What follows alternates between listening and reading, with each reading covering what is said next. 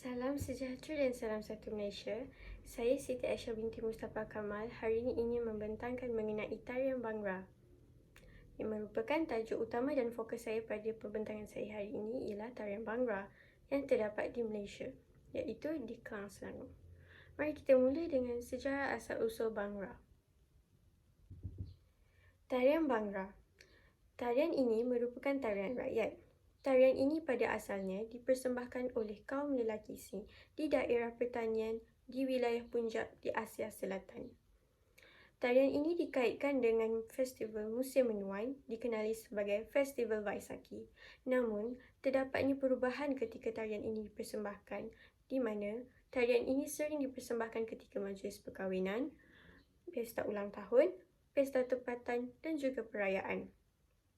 Setiap pergerakan di dalam tarian ini membawa maksud yang tersendiri dalam usaha untuk memaparkan suatu pergerakan yang artistik dan juga bertenaga.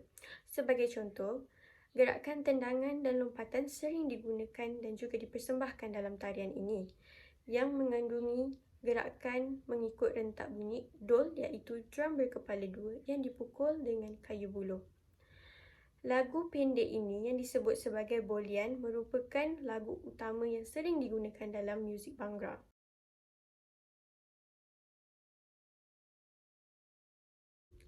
Seterusnya, pergerakan dalam tarian Bhangra.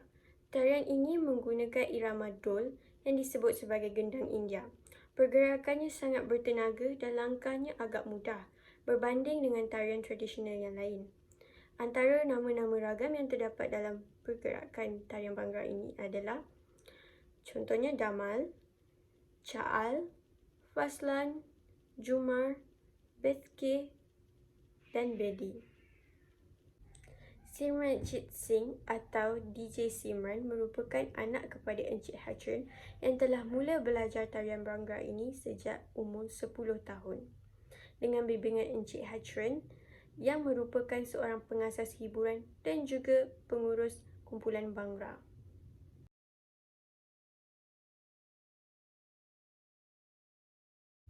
Di samping itu, tarian Bhangra ini telah dibawa ke United Kingdom oleh kumpulan komuniti Asia Inggeris Punjab di United Kingdom. Terdapat dua gaya berasingan namun interaktif dalam penyampaian tarian Bhangra ini.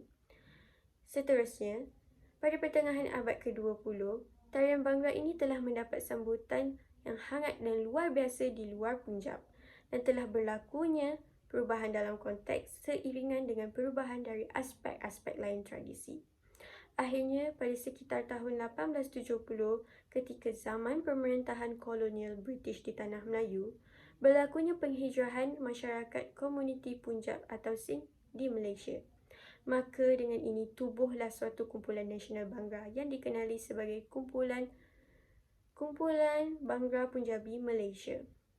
Kumpulan ini terdiri daripada 16 orang ahli yang merupakan penari, pemuzik dan juga penyanyi. Kumpulan ini diketuai oleh Encik Hachran Singh yang telah berkhidmat selama 21 tahun sebagai seorang pengurus dan juga koreografer. Selain itu, ahli yang tertua dalam kumpulan ini ialah Encik Chamkor Singh yang dikenali sebagai seorang penasihat dan telah berkhidmat selama 28 tahun. Tidak lupa juga Encik Jaswat Singh yang merupakan ketua bagi drum dol yang telah berkhidmat selama 24 tahun dalam kumpulan Bhangra ini. Kumpulan ini mempunyai 5 orang penari wanita yang cantik dan merupakan ratu bagi tarian Bhangra dan juga Gida, di mana Gida merupakan tarian yang sering dipersembahkan ketika majlis perkahwinan. Dari segi kostum Bhangra pula, kostum bagi penari tarian Bhangra ini adalah sama seperti dengan pakaian harian yang dipakai oleh masyarakat Punjab, di mana berlakunya sedikit perubahan dari segi warna, iaitu bagi penari, mereka akan mengenakan warna yang lebih cerah dan terang untuk menaikkan mood dan suasana ceria dan bertenaga ketika menyampaikan tarian Bhangra. Berbeza dengan pakaian harian mereka yang memerlukan warna yang lebih ringan dan santai. Dari segi muzik dan juga alat muzik. Alat muzik untuk Bhangra memainkan peranan yang sangat penting ketika mewujudkan suasana yang bertenaga dan juga ceria dalam penyampaian tarian ini. Bentuk tarian ini penuh dengan semangat dan tenaga serta getaran dan juga warna. Penyanyi Bhangra memiliki nada yang tinggi dan juga bertenaga dengan persamaan alat muzik yang digunakan iaitu dol. Bhangra pada asalnya menari dengan gerak Bhangra mengikut rentak bunyi drum dol.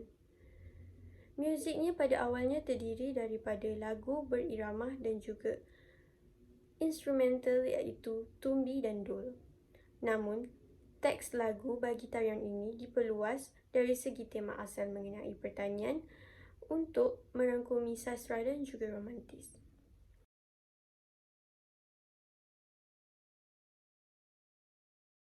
Dol. Dol merupakan raja instrumen dalam muzik tarian Bhangra. Drum dol selalunya menjadi alat muzik utama di sebalik tarian Bhangra. Dol adalah gendang yang berbentuk bujur dan dipukul kedua-dua sisinya oleh kayu buluh. Denyutan dol sangat menarik sehingga kaki seorang penari hampir tidak boleh melompat dan menari Bhangra jika tiadanya rentak dol. Selain itu, alat muzik yang seterusnya adalah tumbi. Tumbi merupakan alat muzik yang diperbuat daripada tongkat kayu yang dipasang dengan resonator tempurung labu. Satu logam melintasi resonator di atas jambatan dan diikat pada kunci penala di hujung tongkat. Pemain memukul tali dengan sentuhan yang berterusan dan menggerakkan jari pertama untuk menghasilkan bunyi. Set dan prop. Set dan prop yang pertama adalah kunda. Kunda pada dasarnya adalah tongkat. Panjangnya kira-kira 5 kaki yang disangkut di salah satu pada hujungnya. Ianya kelihatan serupa dengan tongkat. Sebenarnya, itulah peralatan yang digunakan oleh masyarakat petani di Punjab dulu yang berkeliaran di ladang mereka dengan menggunakan tongkat itu, dan ianya digabungkan menjadi Bhangra dari ladang. Ianya digunakan oleh 9 orang lelaki sahaja ketika persembahan tarian Bhangra. Set dan prop yang kedua, saap. Saap adalah set yang sering digunakan dalam penyampaian tarian Bhangra ini. Ianya merupakan instrumen kayu dengan beberapa kepingan kayu yang dipegang bersama dengan skru dan bolt. Ianya disusun bersama-sama sehingga penari dapat membuka dan menutup kedua-dua hujungnya. Ini menyebabkan bunyi tepukan dihasilkan dari alat tersebut. Ketika para penari membuka dan menutup saap, mereka berusaha untuk memadankan tepukan dengan irama dan juga rentak muzik dol dalam penyampaian Bhangra ini.